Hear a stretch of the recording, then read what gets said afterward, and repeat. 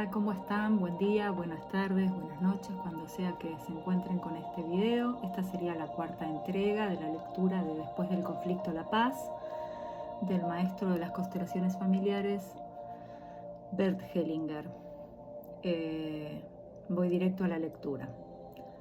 Seguimos en Los lazos del destino, ese capítulo donde ahora arrancamos con un ejemplo. Dice: un niño inquieto. Su abuelo fue miembro de las Fuerzas Armadas de Seguridad, la SS, de un curso que fue dado en Alemania en el año 2004.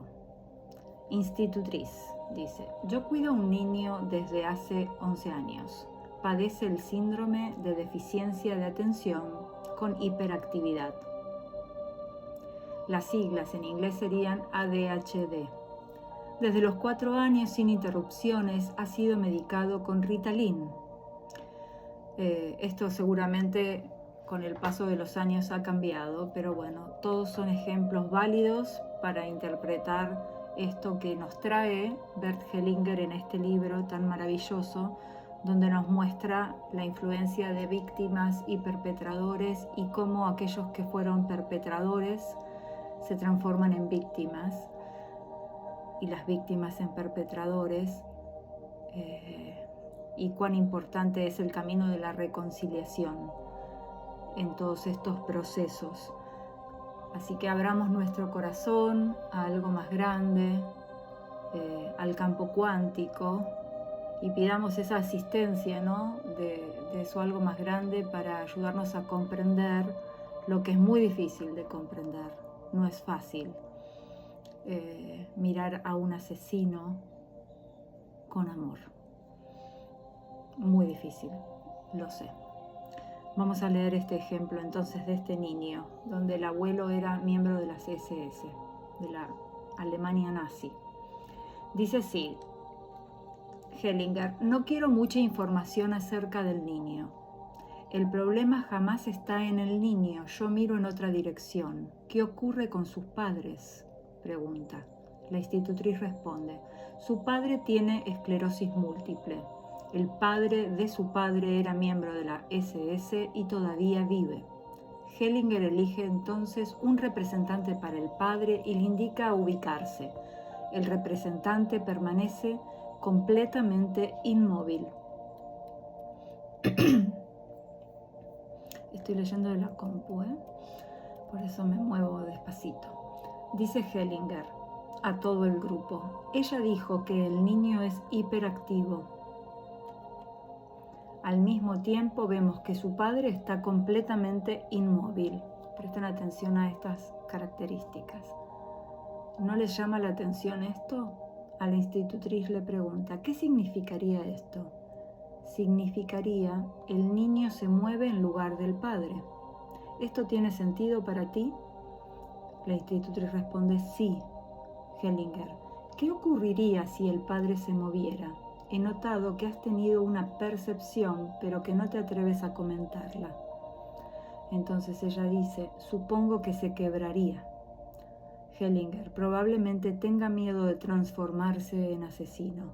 Su inmovilidad es una protección ante impulsos asesinos. Bien, ya vislumbramos de dónde podría provenir la inquietud del pequeño, ¿no? Luego de un tiempo, Hellinger elige a un representante para el abuelo y le indica ubicarse frente al padre. El abuelo mira hacia arriba, su hijo gira la cabeza hacia un lado.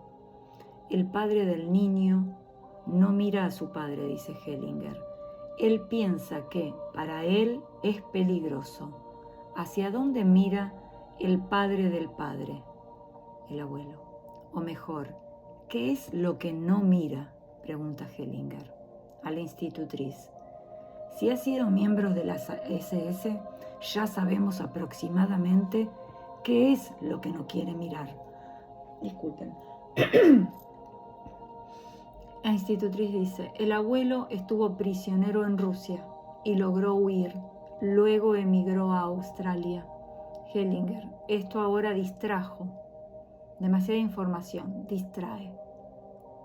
Eso es importante para los consteladores, ¿no? A veces demasiada información nos saca del foco. Presten atención a eso también. Entonces Hellinger elige 4 representantes de posibles víctimas del abuelo y les indica recostarse de espaldas en el piso. El padre del niño enfatiza su mirada hacia el costado. El abuelo continúa mirando hacia arriba.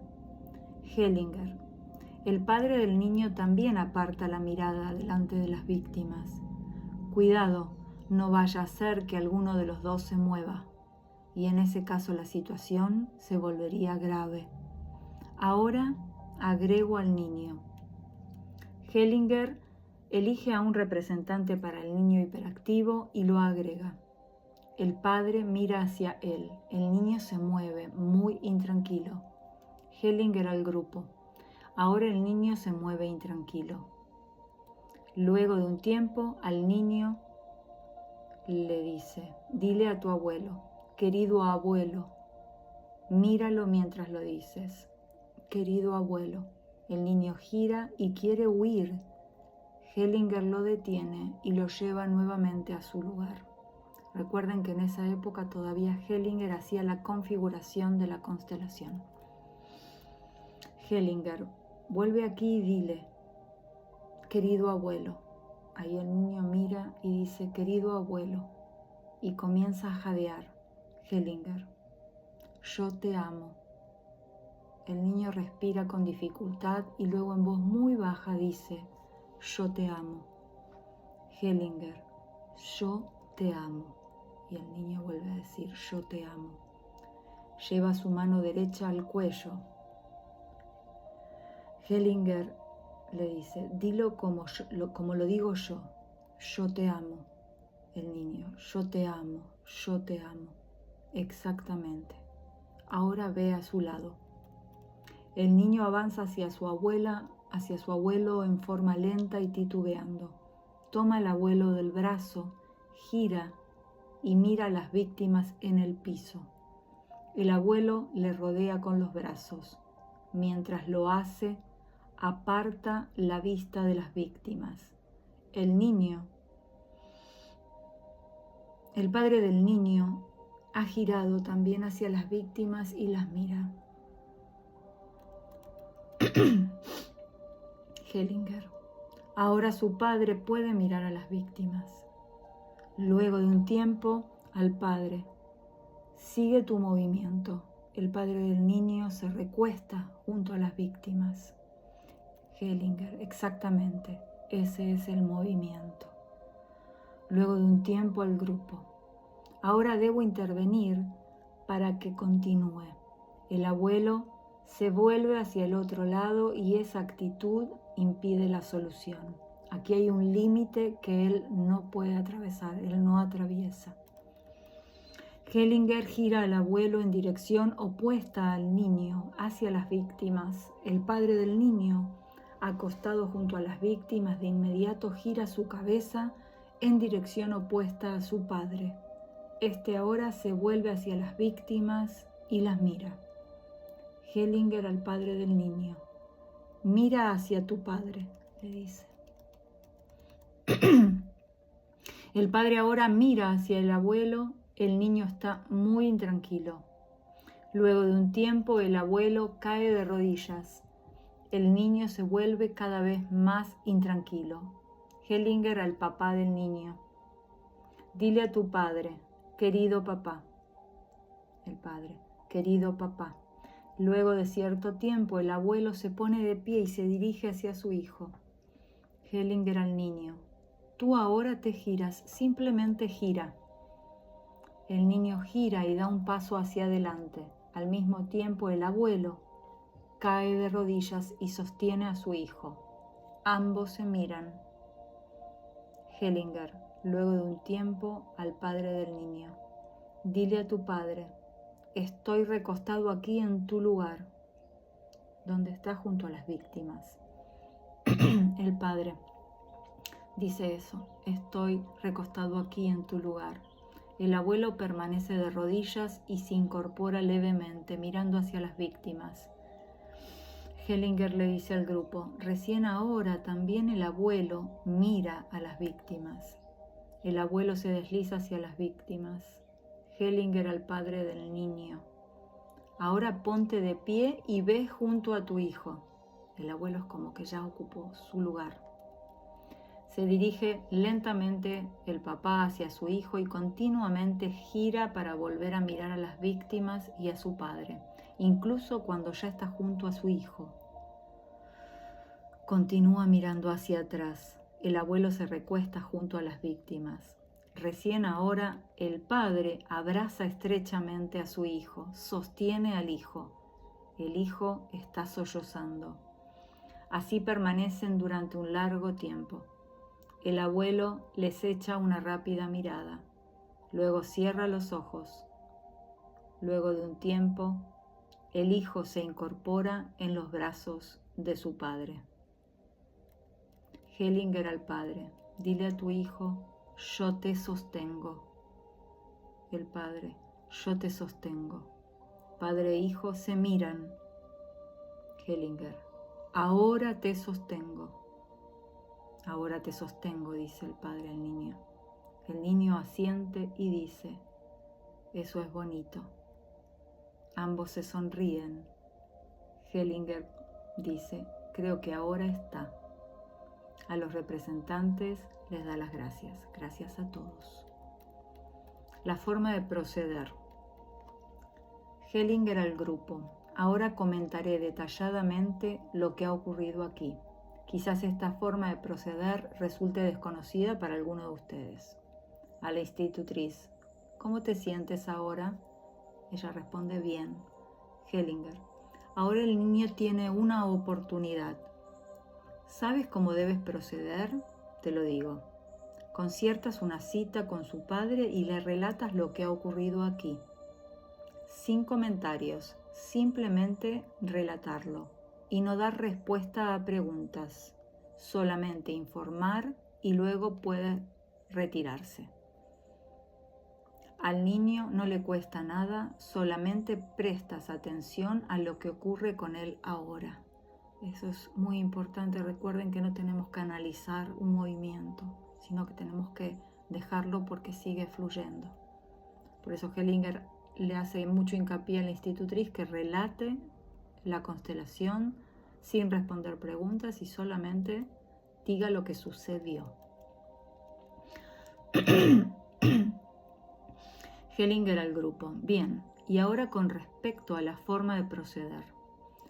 En lugar de configurar una familia, comienzo con la persona importante, con aquella persona que tiene la llave para el niño. La llave para el niño la tiene sobre todo su padre, pero él no puede moverse. Eso se pudo observar.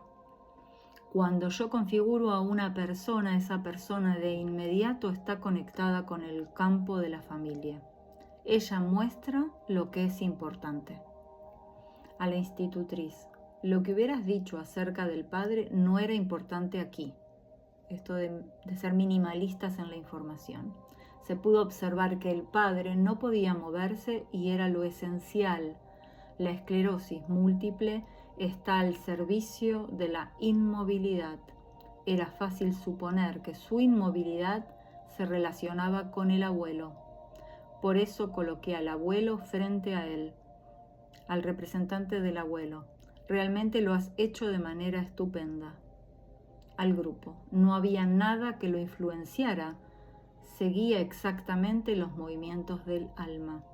Lo peor es que cuando un representante se comporta como un terapeuta que quiere hacer un buen trabajo para el otro, eso es lo peor. No, él estaba bien centrado. En ese sentido, yo podía confiar en él. También se puso de manifiesto cuán lento es este proceso y que aquí, con soluciones baratas, no puede lograrse nada. Por lo tanto, lo ubiqué frente al padre. El padre de inmediato miró en otra dirección, no quería mirar a su propio padre. El movimiento demostró que aquí sucedía algo grave. No necesitábamos saber nada más. El abuelo miraba hacia arriba,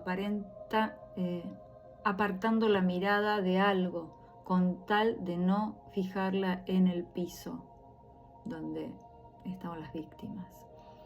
Era de suponer que había allí víctimas. No era necesario averiguar qué tipo de víctimas. Pueden haber sido enemigos, pero también pueden haber sido ciudadanos comunes. Eso aquí no tiene importancia. Lo único que quedaba claro era que el abuelo no había encarado una determinada situación. No la podía ver. Las SS significan perpetrador. No siempre en un mal sentido. Muchos de los miembros de esa organización no eran delincuentes, pero lucharon y hubo muertos, muchos muertos. A la institutriz.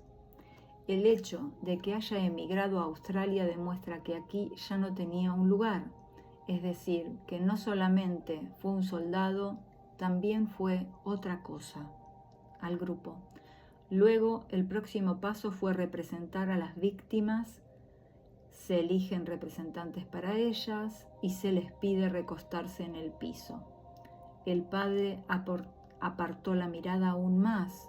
No mirar a las víctimas de ninguna manera, no mirar para nada. Ahora le llegó el turno al hijo y de inmediato se pudo observar por qué es tan inquieto. Percibía lo reprimido. En él se abría paso. A la institutriz. Él se hace cargo en nombre de la familia. Por eso es un buen niño. Es un buen niño. Él debe cargar algo que corresponde a los que no se mueven. Luego hice algo decisivo, dice Hellinger. La intención del niño era huir. En realidad su inquietud es un movimiento de huida. Y le pedí que mirara al abuelo y que dijera, querido abuelo. No lo pudo hacer, le llevó un tiempo, mucho tiempo. Además le pedí que dijera, yo te amo. En contraposición a otros, yo te amo. ¿Qué significa eso? Difícil, ¿no? Ahí poner el tono en el que Hellinger pudo haberle dicho yo te amo, para que el niño le dijera al abuelo. Y aquí aparece con un título, La otra moral. Un asesino no se puede mover ni puede cambiar hasta que alguien lo ame. Esto es lo revolucionario aquí. Solo el amor pone algo en movimiento.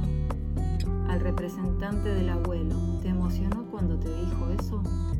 Se pudo notar. Al representante del hijo, luego te pedí que fueras hacia él. Te resultó difícil ir hacia él, muy difícil, pero el abuelo emanaba fuerza. Al grupo. Es en este punto donde no podemos pensar en términos de la moral que conocemos. Por ejemplo, no nos sirve decir hay que rechazar a estos malos, deben estar detrás de las rejas. Así nosotros mismos nos volvemos perpetradores. Cuando los rechazamos tenemos los mismos sentimientos asesinos que les atribuimos a ellos. Mientras sigamos manteniendo la moral que busca diferenciar los buenos de los malos, no podemos ayudar. Debemos aceptar que también el perpetrador es un ser humano igual a nosotros. Por lo general se acepta el concepto de que los perpetradores del nacionalsocialismo son personalmente responsables de sus actos. Se cree que tuvieron plena libertad para decidir. Se los considera personalmente responsables por sus crímenes. Ellos no aceptan ese criterio, porque no es así. Un movimiento poderoso se había adueñado de ellos. Los alemanes de esa época, no solo los del Partido Nacional Socialista y las SS, sino todo el pueblo, fueron tomados por un movimiento poderoso. La mayoría de los individuos no podía defenderse de ese movimiento. Solo podían defenderse quienes tenían un sostén en otro lado. Ellos sí podían hacerlo, los demás no podían. Esto como un comentario aparte, creo que es uno de los desafíos más grandes a los que nos enfrenta Bert Hellinger, esto de poder discernir entre los buenos y los malos, la buena moral y la mala moral, la buena conducta y la mala conducta. Y solo algo más grande nos ayuda por ahí a discernir, a poder elevarnos y a poder abrirnos desde el amor. Es lo más difícil. Continúo con la lectura. El otro Dios. ¿De dónde proviene ese movimiento? De Dios. Si no, ¿de dónde? ¿Puede provenir de otro lugar?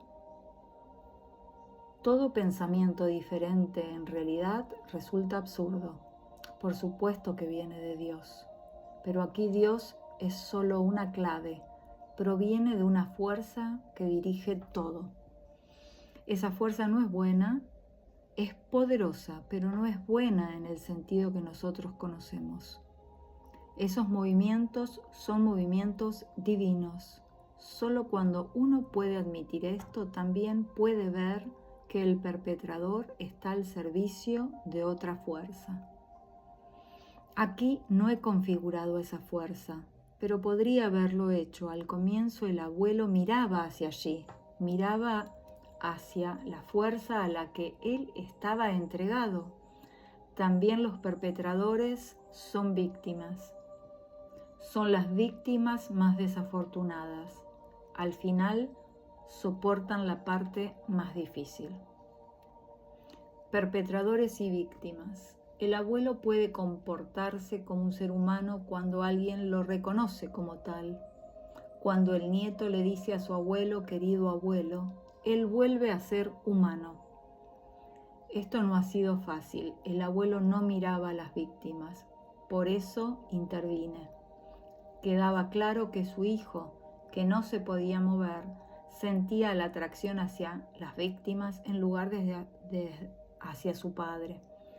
Porque los perpetradores, estén al servicio de quien sea, se sienten atraídos por sus víctimas. Recién una vez que han llegado a ellas, encuentran su paz. Pero el abuelo no podía acercarse a ellas. ¿Por qué? Porque su hijo lo hizo en su lugar. Yo en lugar de ti, ¿no? Al representante del padre. Recién cuando tú le dijiste a tu padre, yo lo hago en tu lugar, eso también fue muy decisivo. Él se deslizó hasta llegar junto a las víctimas. Recién entonces pudiste ponerte de pie, estabas libre y pudiste volverte hacia tu hijo y sostenerlo. Destino y gracia. El alma es grande, es amplia y está preparada, pero el alma no nos pertenece. El concepto de que nosotros tenemos un alma es extraño. Estamos en un alma, participamos de ella. Ella nos permite participar de algo. La acción del alma nos permite observar que ella une lo diferente. Lo que a primera vista parece una contradicción encuentra un lugar adecuado dentro de un alma mayor. Cuando nos dejamos guiar por el alma, experimentamos cómo aquello que rechazamos, también lo que consideramos errado y lo que tememos, se reúne en algo que es mutuamente imprescindible. Si en nuestro interior tomamos esto, nos volvemos más amplios. Perdón. ¿Qué es lo que se opone al alma? Primero, nuestros deseos, luego nuestro temor. En lugar de desear y de temer, podríamos permitir que el alma nos guíe y que nos oriente hacia lo desconocido. Cuando logramos hacer esto y confiamos en el alma, aprendemos que lo que el alma nos regala es mayor que nuestros deseos y va más allá de nuestros temores. Lo que el alma nos regala es mayor que nuestros deseos y va más allá de nuestros temores. Algo más se opone a nuestra alma, nuestro destino. Con frecuencia nos vemos involucrados en otros destinos, estamos entrelazados en muchas relaciones que influyen en nosotros, aunque no sepamos de dónde provienen. Son relaciones que se oponen a nuestra evolución. Pero si nos entregamos al alma, si confiamos en lo más profundo de nuestra alma, ella nos ayuda a crecer superando esos destinos. Muchas personas son presas del destino, pero no porque el destino esté en contra de ellas, sino porque ellas quieren ese destino. ¿Cómo puede alguien querer un destino difícil? Algunos, al entregarse a su destino, se sienten grandes y se sienten inocentes. Para poder cambiar ese destino deberían crecer y superarlo. En general, esto significaría dejar atrás algo en lo que confiaban y pasar a confiar en algo nuevo. Qué difícil a veces es abrirse a lo nuevo, a lo diferente. Salir de nuestra pecera. Eso es un comentario personal. Dice acá, si se logra cambiar el destino, se agrega algo más. Muchas personas cuando logran algo lo consideran un acto de gracia. Alguna vez lo resumí en una historia.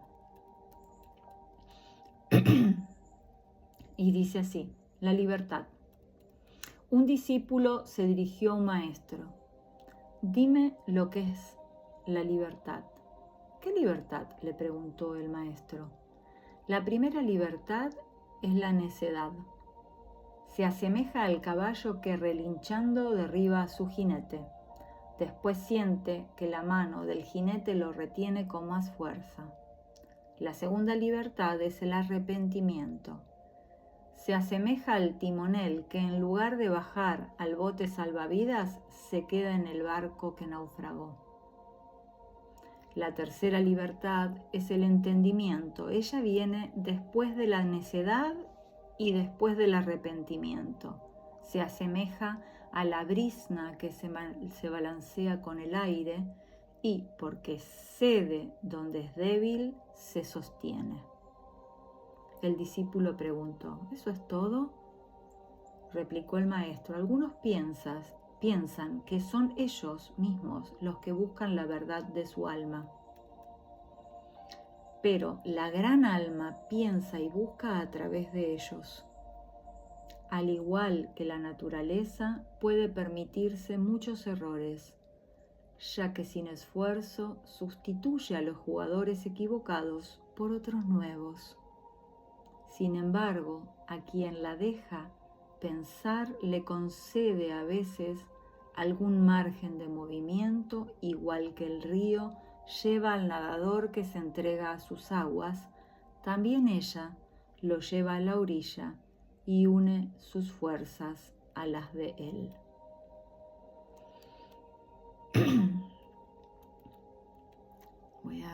Creo que lo voy a dejar acá esto porque empieza otro capítulo que dice funcionamiento de la conciencia. Me pareció bellísimo este fragmento que leí, bellísimo desde lo profundo, desde lo que significa comprender desde lo más profundo que somos parte de la gran alma y que muchas veces atrapados por esos ideales de la comunidad de destino, del país que habitamos, de la política, de las religiones, nos volvemos perpetradores, víctimas y perpetradores, perpetradores y víctimas. Mucho para aprender, ¿no? Mucho para entregar desde el corazón y desde el amor. Bueno, los dejo por hoy, gracias. Recuerden que estoy en Seals and Flowers en YouTube y bueno, nada, lo hago con amor y me está sirviendo un montón para volver a comprender todo lo que este libro tiene para dar en los momentos actuales encima que tiene que atravesar la sociedad estos días. Bueno, gracias. Mi nombre es Silvia Aedo, estudio las constelaciones a diario y bueno, tener estos textos de Hellinger, cada vez que los volvés a leer aprendes algo diferente. Bueno, un beso para todos. Gracias. Compartan si les parece valioso esto. Un beso.